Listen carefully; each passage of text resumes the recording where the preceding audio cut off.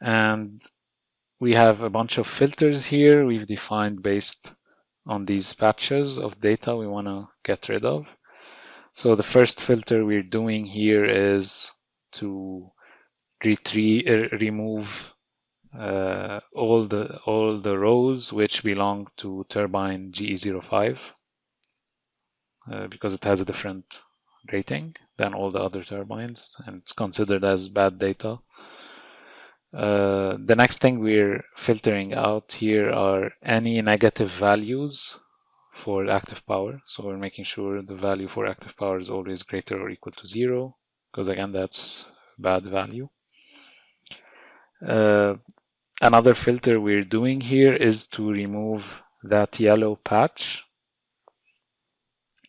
So that's periods of unexplained low active power with high wind speeds. So we're assuming that when the wind speed is greater than 10 and the active power is less than 600, this is kind of bad data. We expect to have higher active power when the wind speed is more than 10, just to drop that section there.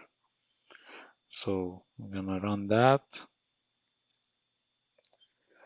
And then the next filter is to only keep the values when turbine state is 16. And this is what we just did using the data views. We made sure that normal load operation corresponds to state number 16.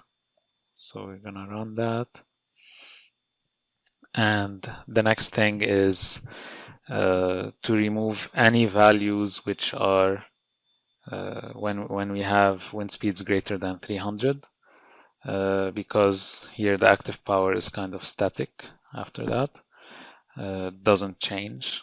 So it probably reaches its rated power. So we're going to drop those values as well. And then we're going to do the same plot we did previously, plotting the active power versus the wind speed.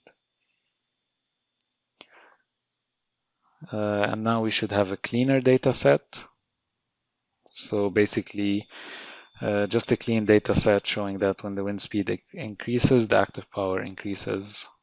And we've removed all periods in time where which we don't really care about, when we have curtailment or it's just bad data or negative values and so on.